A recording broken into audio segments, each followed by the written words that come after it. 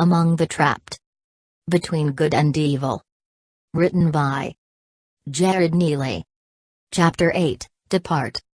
Avil gone isn't she? Asked an inquiring voice of an older woman as from within the darkness. The road was silent and calm, and the trees had finally swayed back into their original places. I believe so, the man's voice from earlier responded. Unsure of how close they stood beside one another in the nightfall, they watched up at the sky burning over the town. The glowing moon was brighter than ever that evening. "You think she's seen us? I mean, if it were possible? She asked, retorting towards the metaphysical man standing at her other side. "Sue, she's gone back! Accept it for what it is. Time has run its course, she will be back, someday, I suppose." Chapter 9, Between the Doors. Flashes of what seemed like a silent movie played before her, flickering until it steadied. Avil could see nothing in the darkness except for it and the lightning afflicting in the background. The clouds covered the darkness around her as lightning bolted across the blackened world in front of her. She remained silent as she could not see herself but only it and the flaring screen in front of her eyes. It wasn't an ordinary theater screen at all, but more of an unearthly vision. Unable to escape the glinting vision, she remained stationary, just watching it carefully. Immediately, it flickered again and then paused, and her face suddenly brightened under the astonishing light. Alex was painting in front of her?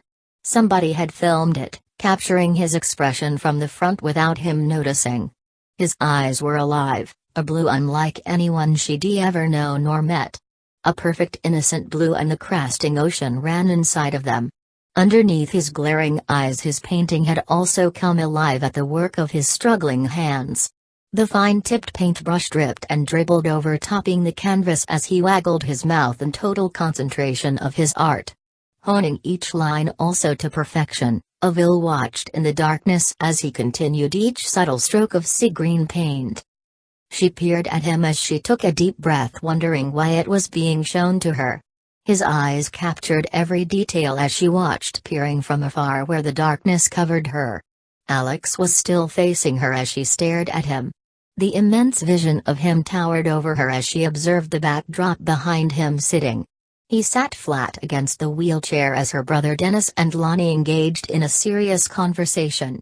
A short moment watching it had elevated greater, becoming more and more direct towards Lonnie. Dennis was flailing his arms and screaming aloud at her. She attempted to soothe his anger, but nothing she said mattered at that point. The pitch of their voices flared into one another as the argument became heavier and more agitating to Alex, facing the opposite direction. His eyes began to shudder as he listened, attempting to paint. Avil stared up at him as she watched his reactions to the sounds going on behind him. Alex had finally taken notice of the negative atmosphere building around him. Jabbing the next goblet of paint into the canvas, this time more forcefully, his hands began to shake against the board in front of him. Avil watched in curiosity of her brother as only child, their disabled son. Suddenly, something appeared from the corner of the room not far from Dennis and Lonnie. Something unordinary was standing there. Motionless, it remained there, glowing, sightless and hiding beyond Alex. Nobody had taken notice of it, slandering beside the coffee table and the two bickering. Alex's hands were trembling uncontrollably as if he knew, but couldn't he respond. Avil's face became cold as she studied Alex yet again. She was peering upwards at them, finally realizing Alex's fear growing deeper of what had come there. The Watcher was now there, and not only unholy but God-forsaken. Avil stared from below, her face was lit up underneath them. She suddenly shrieked, "Alex, Durnourund now!" But he was unable to hear her. Her words were powerless as she observed the tension turning overhead. Alex's hands were now rapidly shaking, still clutching the splattered paintbrush. It hung over the canvas as she watched the three, as well as the anomaly manifesting behind him. Dennis and Lonnie were now shouting again, and hadn't he noticed Alex frozen against his wheelchair? His eyes were apart and his head began to drop slightly over the canvas as he sat. Damn it, Alex! She thought to herself, now realizing nothing she could do or say would intervene the situation for playing in front of her. The dreadful darkness surrounded the imagery before her as she flailed her arms in desperation but was unable to see or move. The unnerving undertone of Alex and the Watcher bothered her as she turned her eyes back at the two fighting. They hadn't realized Alex's body posture and how it had faded off within minutes of their selfish insults to each other. Avil peered at Alex, fixating her eyes towards him, somehow abandoning the thought of the Watcher. Alex's brush was on the verge of falling now onto the wet paint where his ocean crashed and buckled underneath the slickness. The vibrant colors were glistening underneath him as his head tumbled lower, nearly touching his artwork. Immediately, saliva began to dribble out from his mouth and onto the portrait. Avil stared carefully at him and then to the sinister shadow beyond, but seen nothing. Her eyes caught Alex yet again, realizing something had changed. She had missed earlier. Along the back wall where her brother Dennis and Lonnie carried on, the hanging clock had stopped and was no longer ticking. Suddenly Dennis stood up in front of Lonnie and spun around towards Alex, who had begun to sink deep into the wheeled chair. Alex's face had finally inched into the paint, now covering his right cheek in sea green. Dennis approached him, placing both hands onto his shoulders. "Wake up, buddy, it's almost time for bed," he added, not realizing Alex's eyes were still open, although not coherently. "Come on, bud, sit up and let us get you ready for a good night's rest," he inquired. Gripping the wheelchair's handles from behind, suddenly catching a whiff of something horrid. "Lonnie, can you smell that from over there?" he asked her as she sat, now focusing on the two. "I smell something," she replied, eyeing them from the couch. "It's pretty faint from this end of the room." "Why?" she questioned him. "I really can't say, but it reminds me of a decaying animal. I just hope we don't have another rotten possum underneath this woodwork," he finished, now peering at Alex again. "Bud!" "Are you okay?" "It's time for some shut-eye," he added, immediately losing grip of the handles. Alex's fingers were wrapped tightly around the brush as he stared into blankness. "Lift yourself up, Alex, you're getting big!" Dennis said, grabbing hold of him, attempting to lift him upwards and to the back of the chair. Avil was peering at them as she stood in silence underneath. The screaming lightning had turned uglier and much more frightening above the imagery. Immediately, Avil turned her eyes away from Alex and studied the sky around her as a bolt of bursting light shot through the air and separated into a fork of flying knife-like lightning bolts.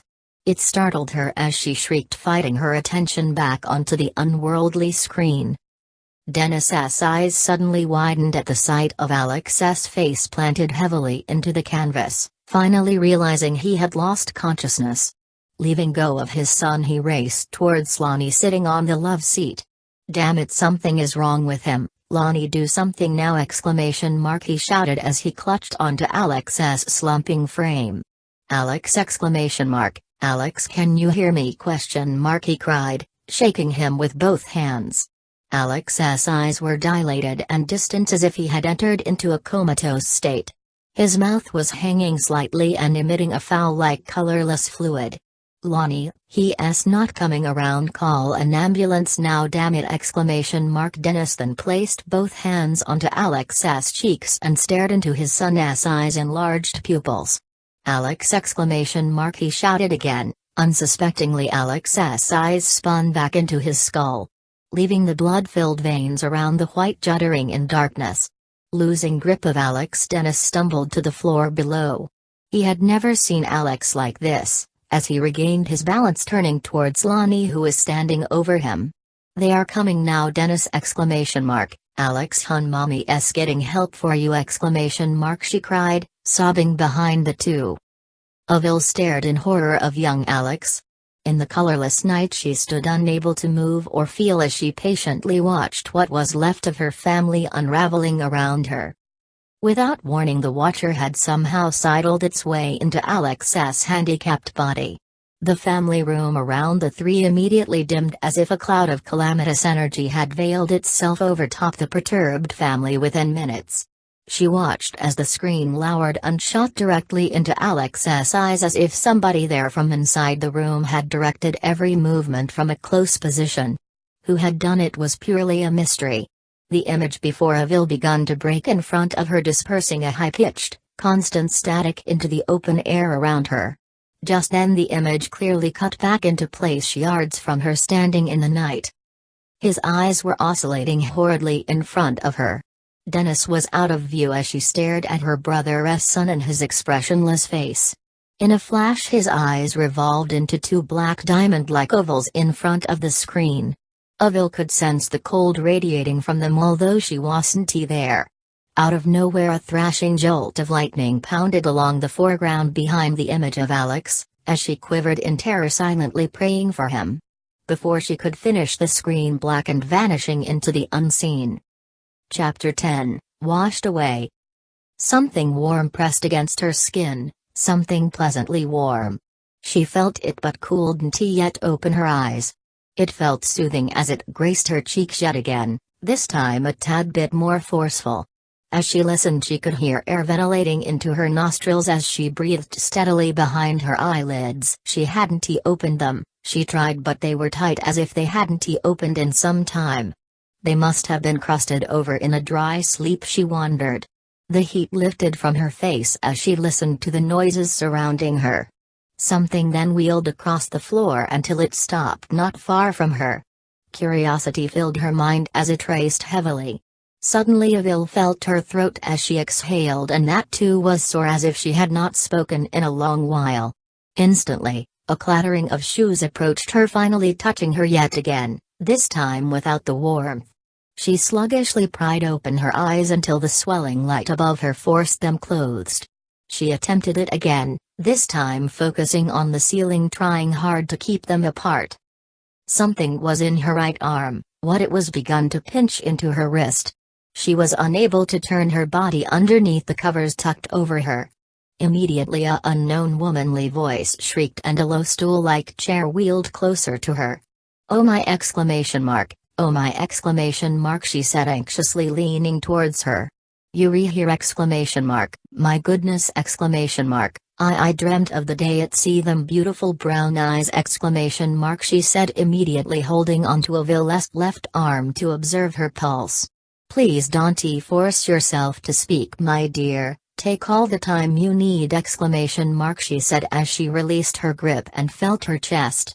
"I am just checking your vitals, making sure your heart's beating at a safe pace," she said, speaking as if she was out of breath.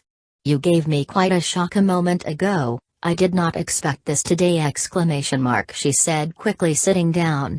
She rolled across the room to the other end and clutched a clipboard and begun to scribble onto it with a black ink pen. "It appears you're in for a full recovery, darling." "Well," she then paused and peered over at her. Avil had a baffling expression upon her confused face as she stared into the light above her bed. "Well, almost a full recovery, dear, God gives us what He will," she then said, hanging the clipboard along the wall. She then exited the room into the hallway.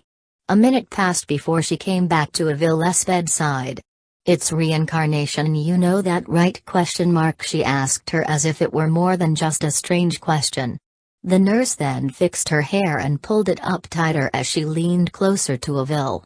Avil stared at her as the ventilator pulsated not far from her side. She finally moved her arm as it snagged against something, pulling her back. And a drip bag was inserted into her arm also as she faced her. Avil remained quietly listening to her and the machines running. "Well, my dear, my mom once told me reincarnation of the soul serves a purpose. A close-to-death experience can change things in the past, sometimes the future. It can do this without anyone noticing, almost as if fate takes over and fixes what once went wrong," she said as Avil peered at her, wondering what she meant. "Take you for example, it wasn't right what happened to you," she said, reaching down. She then began to fix a blood-soaked bandage wrapped across her forehead. "You made a mistake. And we all do at one point," she then said, staring into her eyes. Not understanding her, she laid there peering at the nurse as she spoke. "We all hurt ourselves at one point in time," she said as she sat down again, either with loving the wrong person, Sometimes we do it by inflicting pain on ourselves, and sometimes we just want to escape our lives. But in the end it never makes those things feel any better. Avil thought about what she was saying, but it didn't make much sense to her as she lay resting against the soft linen. Sometimes, she said, reincarnation can go on and on and on, until it reaches the most vulnerable person it can get its hands on, she said, scratching her ear as if something had touched it. Avil watched inches from her with her head sunk into the pillow. Mom explained it to me before her passing. It's like an out-of-body spirit. Someone passes on and they reject the light of God. Maybe they lived a horrible life on Earth and did too many things they couldn't forgive themselves for. It could be for any reason really, she said, and then brushed her ear again. Avil gawked at her, wondering if she was hearing something she couldn't. My mom once said sometimes spirits can jump into another living thing, man or woman. Even an animal from time to time, and when they do they carry a piece of that deceased person's life and how they were while alive. The nurse then reached across to the opposite side of Avil, grabbing a tissue from the box. She then continued to wipe away the dried-up saline around Avil's tired eyes. Mum told me that it was God's way of fixing what went wrong, but just maybe it isn't him doing the switching. Get me, darling, ? She asked her. Now don't try to speak, you need to rest, she said, using the wet towel again. A moment passed in the room and everything appeared overly quiet as they sat together. A spiritual pinball machine, I tell you, the nurse then said out of nowhere. Maybe it isn't a miracle at all, but more like sorcery, dark hell-bent sorcery, the same darkness that drove you to it. You sure are a survivor, brown eyes, she said, immediately checking her blood pressure. You're looking pretty good so far, she added. Avil wondered what the woman meant but ignored it as she lay further back, enjoying the growing sunlight shimmering in from outside. She peered out into the sunlight, observing the peacefulness of nature. Tall trees towered just yards from the double windows. She watched a squirrel climb towards the top until it glared in at her, holding something in its tiny hands. The nurse had spun around and was facing a small table where the computer rested. Avil watched her as she typed quietly and then clicked out of her file. She then spun back in Avil's direction, causing the wheels to scratch against the slick tiles underneath her. Alright, I think you are ready for some visitors, my dear! She said, lifting herself up from the short stool. Avil laid silently another moment, listening to the reverberating sounds coming from the ventilator. Tubes were running into her nostrils, allowing fresh air into her lungs. The blankets lying on top of her weighed into her heavily. Tilting her head to the other side and towards the hallway where the nurse had gone, she could hear others gossiping quietly. Why do you think anyone would do such a thing? One voice asked. I don't know why, Dennis, but I am grateful that the fall didn't end up being fatal. That's all I can say, Lonnie said back, sounding upset. Dennis stared angrily at her. I never said I am not grateful, but damn it. I just can't grasp the idea of why anyone would ever want to deliberately try to commit suicide! And he then paused momentarily. She listened to him standing not far from him. And honestly, we all know it was in fact deliberate! This was no fucking accident, Lonnie! He said, shouting at her. Suddenly Dennis and Lonnie entered into the bright room where Avil peered in space, not realizing them coming in. Hey, you reawake! Dennis said, as if it were an act of kindness after speaking broadly. Lonnie was at his side, holding onto his arm as they sat in a pair of chairs across from her. Chapter 11, Mirror Presence. I am not going to say what you did was not stupid, but it was! He said, sounding frustrated. Avil lay quietly peering upwards until she turned slightly towards the two sitting. The tubes in her nose bothered her as she listened. Listen, that piece of artwork you left, you could not have known that. You weren't there! Dennis said, but Lonnie quickly grabbed a hold of him as if trying to calm him down. Dennis, this isn't the place and time to fight, she said. Have some compassion, she added, and then lifted a slim cardboard package out from inside her coat. Here, this is for you. I can't imagine you not having your things this long. It has been a long 3 months, she said, briskly sliding the brown carton gently on top of Avil. Avil's eyes immediately peered downwards towards her waist as she examined it on top of the heavy blankets. She didn't speak. I should never have left him up there alone, Lonnie Dennis said, staring at Avil lying underneath the hospital covers. "Shhh, I told you to drop it!" she said, putting her hand on his hand again. "I am trying to, babe, but I am just as much to blame as him. Maybe I could have stopped him from hurting himself," he said, staring at her. Avil wasn't sure who he meant. Her eyes were locked on the box below as she reached down using her free arm. Lonnie peered at her and smiled. "Go ahead, take a peek inside!" she said, sounding excited for her to see.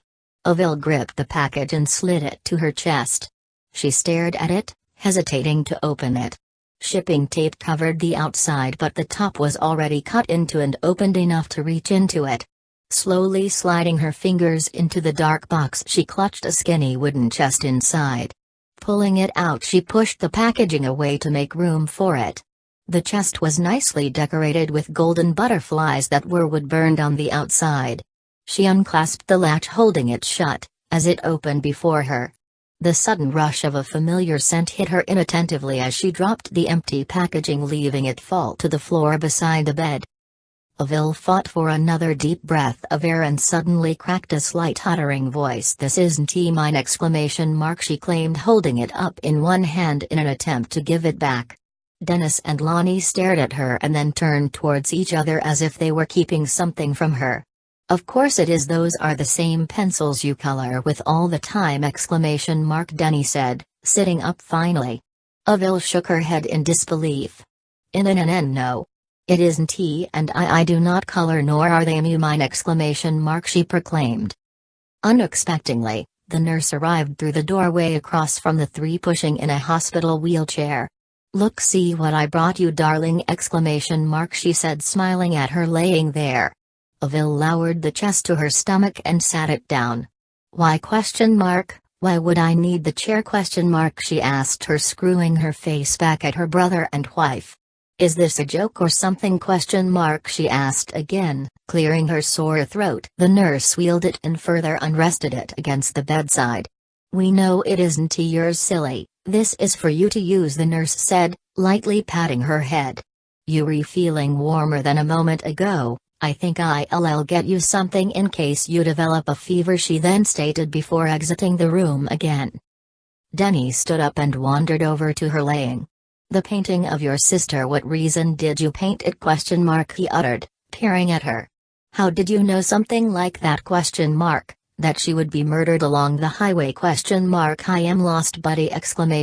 he cried as he stared her in the face. Tears began to form around her eyes as he sat at the lower end of the bed. Avil watched him, baffled by his statement. "Who was murdered, Dennis?" she said swiftly, releasing air from her throat as the oxygen from the machine poured into her lungs. "Damn it, please stop the act!" "I can't take the charades!" he shouted. Lonnie then called over to him. "Dennis, please give him some time!" she pleaded with him. Dennis stared at Avil again. "The portrait you sketched, Alex? The black figure watching in the background, who is it? Is it something you seen? He asked again. Avil stared back at him and said nothing. "I mean, buddy, you jumped off of the treehouse out back and stabbed yourself purposely in the face with a broken brush handle!" "Why would you do this?" he cried. Tears were still running from his eyes, brushing them using his shirt. Avil observed him at the end of the bed. "It wasn't me, Dennis. I am still Avil. I truly don't understand!" she cried back. Dennis suddenly peered at her and put both of his fists to his face. Squeezing them against his soiled face, immediately without warning he slammed them into her legs. Avil's eyes closed, realizing he had missed her. "Dennis, I am sorry!" she pleaded, attempting to sit up. Dennis lifted his trembling arms and stood again before moving back to the chair beside Lonnie. Lonnie was gawking hard at her as she lay. "The number 3 you sketched into Avil's forehead, Alex," She was the third to die that evening. We just want to understand how you knew she'd be the next victim of the Lexington killer, she responded, sounding sincere. Avil's eyes began to tear up. For the final time, I am Avil, she cried back in defense. Both Dennis and his wife continued to stare at her. Dennis shook his arms, clenching them in frustration. Just tell us, Alex, were you trying to kill yourself to save her in some bizarre way? He asked, his eyes were half shut while he spoke. She had never seen him distraught like that before. Avil glared at the two across from her, but didn't he exchange any words. You painted a picture of yourself saving her, Alex. You were standing and carrying her away! Did you think it was possible for yourself to save her if you died? That's all I am asking! He said, demanding her to answer. Avil ignored him, realizing nothing she could say would change his mind about her being Alex. Look at me, Alex, damn it, I love you, I am just torn apart! He said, sobbing towards her. Lonnie suddenly wrapped her arm around his as they sat together. There is no proof of heaven or hell, Alex, understand? There really isn't. I mean, there is scriptures and things we are taught to believe, but in the end it's all just a bunch of hearsay, he said. Even if I wasn't an atheist, I'd tell you the same! He then added. Lonnie turned towards him and handed him a tissue. Avil lowered her eyes back to the butterfly chest laying on top of her and pushed it off the bed. Both of them watched her as she pinched the heavy hospital covers, peeling them away from her stomach. Feeling skeptical, she immediately lifted them high above her body until her eyes met her lower half, revealing her legs were missing. She began to wail greatly, until her eyes met the doorway on the other side. Just within the door outlooking the room, the Watcher beheld the family of three from behind the shadows. Avil's face grew cold in its presence as she gazed rigidly at it, awaiting herself to also be taken by it. The thought of being trapped among the dead was now a thought of being trapped among the living, as Alex. Her identity was stolen, but on the other end a hero shall be born through reincarnation. The silence in the room had overpowered Dennis and Lonnie as they sat unquestionably troubled. Avil glared into the light shining in from outside one last final moment, and just as she did, her barren, uninhabited body slumped forward unconsciously before the forbidding shadow. She was now and forever among the trapped. The end.